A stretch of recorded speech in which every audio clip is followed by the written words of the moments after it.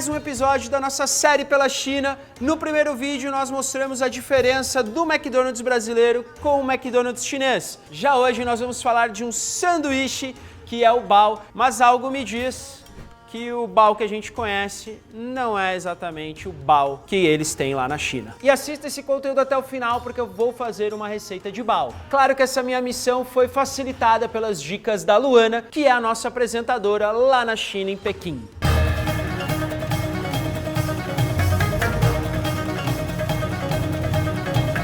O bao é um pãozinho cozido no vapor que vem se popularizando muito aqui no Brasil, principalmente em São Paulo. Vários restaurantes japoneses têm feito ele, porém cortado ao meio e colocando alguns recheios. E aí quando eu mostrei uma foto pra ela, não vou nem falar o que ela comentou. Olá, sou a Luana, de Beijing.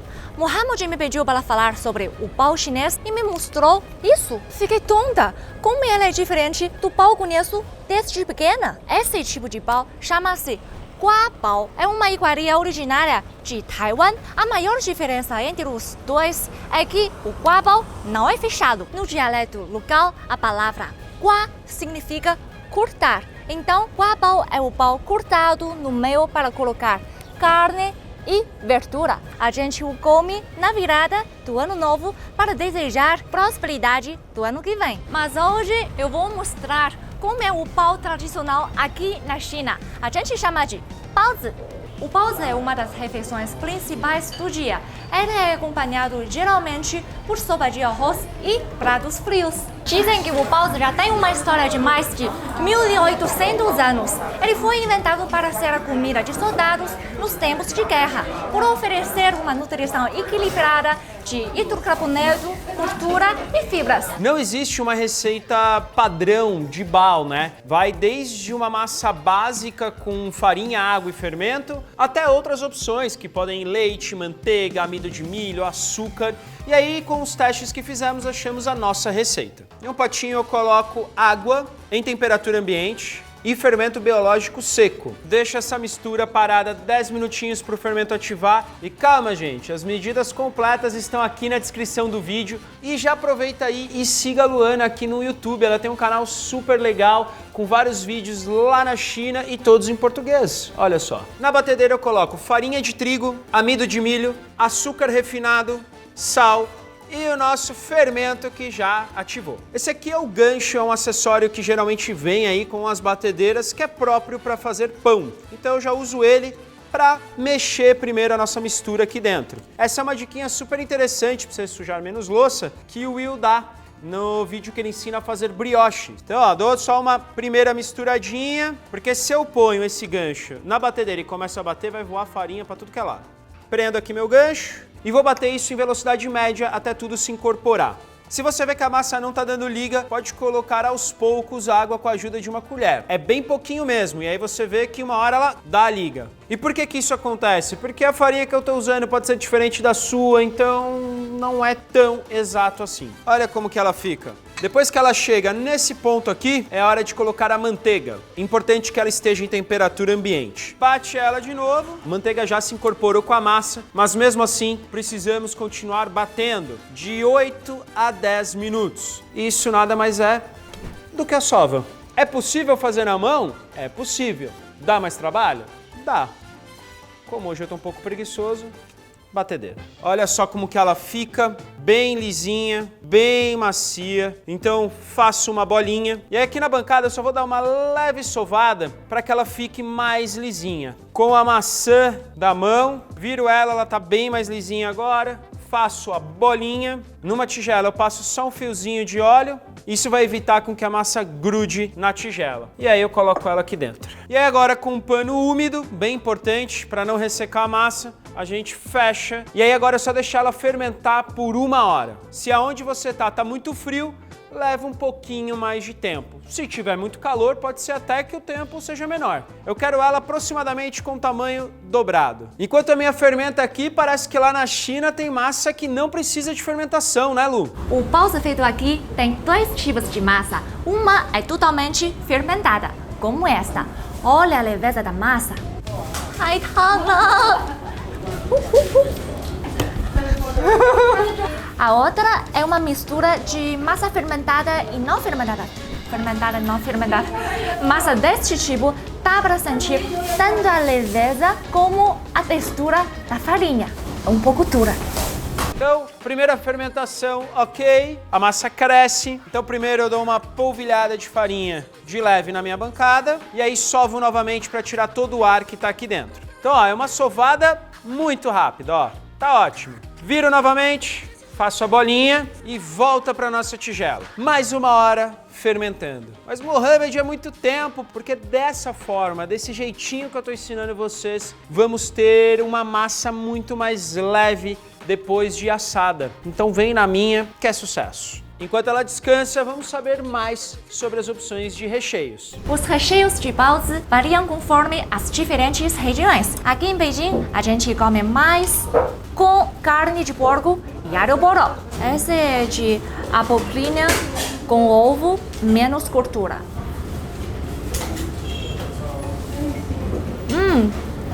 O sabor é leve, mas bem delicioso. Se você acha muito leve, você também pode acompanhar por pickles, especialidade de Beijing.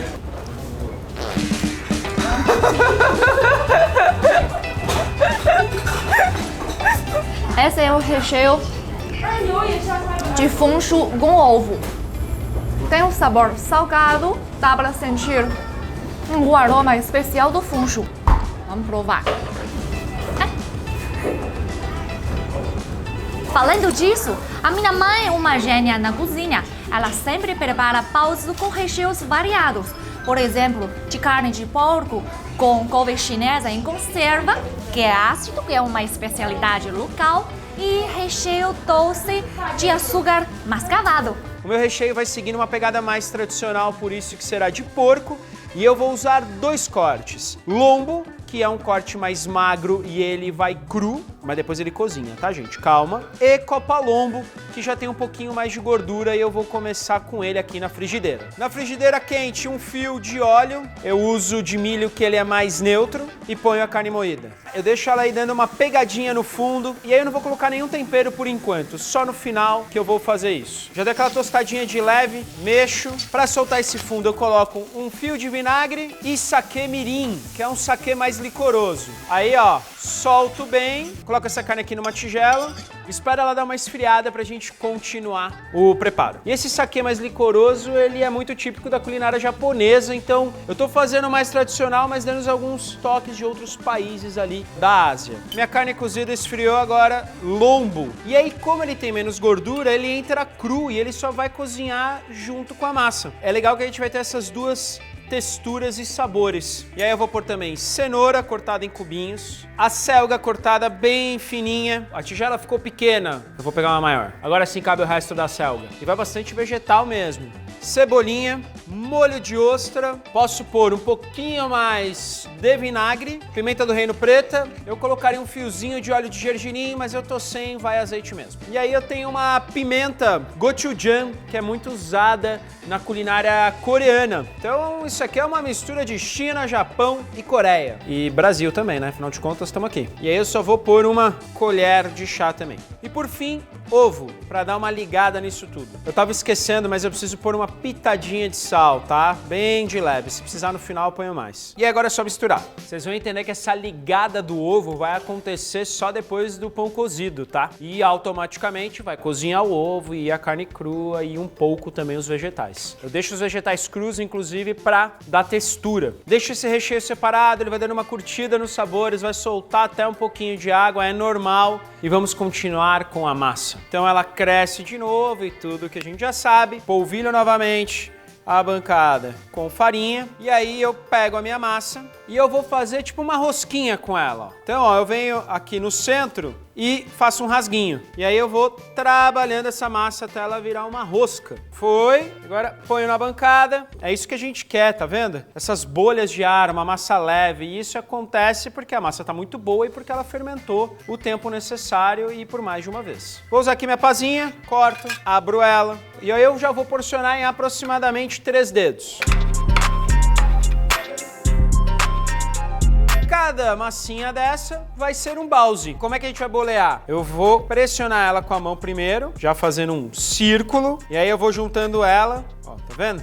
fazendo tipo uma coxinha e vou boleando. Vai fazendo assim, ó, tá até na bancada, dá pra você fazer melhor, ó. Aí se embaixo tiver meio abrindinho, fecha e é isso. Eu vou repetir esse processo com as outras.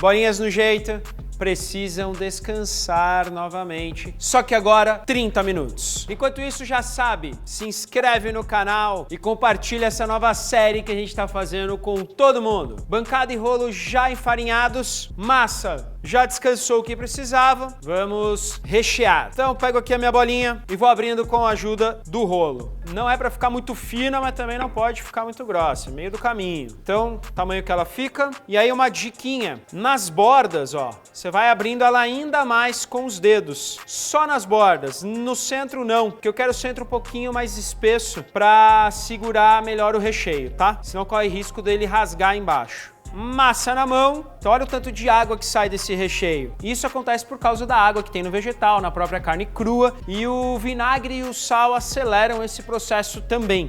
Então eu ponho numa peneira, dou uma leve pressionada para tirar o excesso e tá show. A gente costuma chamar isso na culinária árabe de sangrar a carne. Aqui, na verdade, eu tô sangrando a carne e os vegetais e tudo que tem direito. E aí, agora é só colocar o recheio com delicadeza e não exagera, tá? Essa quantidade aqui já basta. E aí, agora é hora de fechar. Bom, e existe toda uma técnica para fechar e espero que eu consiga fazer. Pega uma ponta aqui e fecha, ó, muito bem. Pressiona. E aí, com a ajuda dos dedos, você vai puxar o outro lado e colar. E vai fechando, ó. Não é difícil, gente, mesmo. Aí vem e fecha. Pode esticar um pouquinho a massa, tá? Não tem problema. Mais uma dobra e pressiona bem. E aí você dá uma torcidinha, pressionando bem, tá? Não precisa ter medo não, pressiona. E olha só. E aí eu vou deixando meus balzinhos aqui de lado, sempre cobrindo, tá? Os baus, eles nunca podem ficar muito expostos, porque senão resseca. Ô Lu, tem umas dicas aí pra eu fechar melhor, por favor? Agora a chefe vai ensinar como fechar o 包子。我没有基础的，可以。可以。我们练德麦，我们的线我一般呢就在这， Olha, a carne está bem suculenta. 你看大拇指和食指，食指对，这样往起提，对，这个食指往前走，这打一个褶，你把大拇指这么，你看立起来。啊，太快了，太快了。这个大拇指呢，稍微把肉馅稍微往下边按一下。哦，不是，这一个，对。把油馅盖上，没过油馅，没过，这样，对，没过肉馅，对，对，可以。É um pouco difícil. 行，可以。 Mas eu acho que vou conseguir. 初学嘛，这。 Olha, o mais importante é fechar. Vamos lá.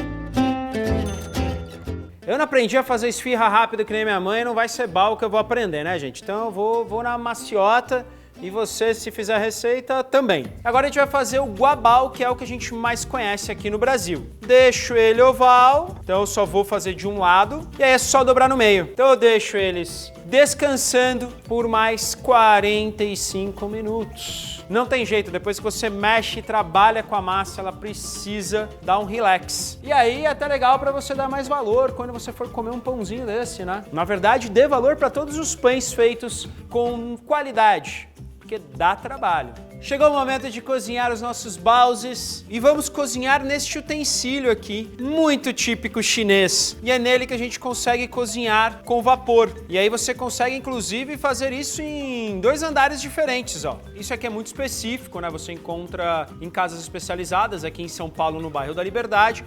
Mas você pode comprar outros utensílios para fazer vapor, como esse aqui, que eu chamo isso aqui de disco voador. Olha só. E existem panelas de inox também próprias para cozinhar no vapor. Como a gente está muito chinês, eu vou usar este utensílio de bambu. Tenho aqui uma panela já com água fervendo e o lance é, a panela tem que ser altinha e ter um diâmetro que comporte muito bem a nossa panelinha de bambu. E aí olha o que acontece, tá vendo? O vapor vai sendo guiado por toda a estrutura. Bom, eu tenho aqui papel manteiga já cortados em quadradinhos, besunto, um fiozinho de óleo e aí com a ajuda de um papel eu espalho bem, coloco o bao em cima destes papéis. Porque se eu não fizer isso, eles vão colar no bambu. No primeiro andar, eu vou fazer o guabao, segundo o bao chinês. Vou colocar só 2 mesmo, né? Vamos na precaução. Então agora eu deixo 10 minutos isso cozinhando num vapor forte, depois eu desligo o fogo e deixo ele mais 5 minutinhos. E uma coisa, a gente tá pensando em fazer um vídeo com a Luana, dela experimentando guloseimas e comidinhas aqui do Brasil. O que vocês acham que a gente tem que mandar para ela? Coloca aqui nos comentários. Vamos ver como ficou? Lindos! Já vou abrir também pro outro. Ai, muito fofo, gente, tô muito feliz. Como esses daqui estão com recheio e tudo, eu vou esperar um pouquinho. Já o guá, eu vou montar ele agora. Só tirar o papel, ele dá uma coladinha mesmo, normal. E com delicadeza, eu vou abrir com a mão mesmo ao meio, ó. E aí agora é só colocar os ingredientes da sua preferência. No meu caso, uma maionese bem ácida, com bastante limão, a selga cortada bem fininha, cenoura, cebola roxa, só um fiozinho de azeite, pontinha de sal, pouquinho de limão, pimenta do reino. Por fim, eu coloco barriga de porco aqui, ela já tá cozida, pronta, obviamente. Quem sabe um dia eu não faço por aqui? Coloquem nos comentários. Tá pronto.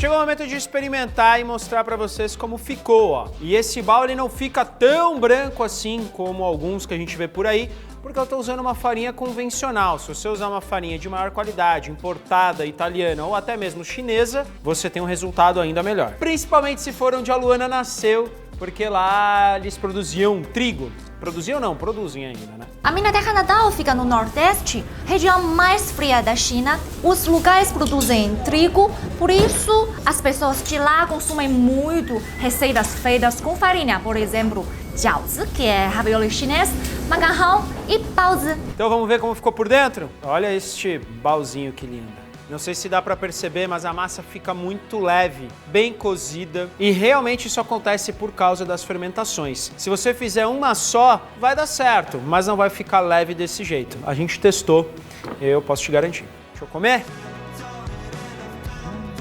Não precisa nem chuchar em molinho, viu? Tá muito bom. Olha, o caldo está saindo para fora. Vinagre, provar. A carne está bem suculenta. Delicioso mesmo. O guabao não sou eu que vou comer.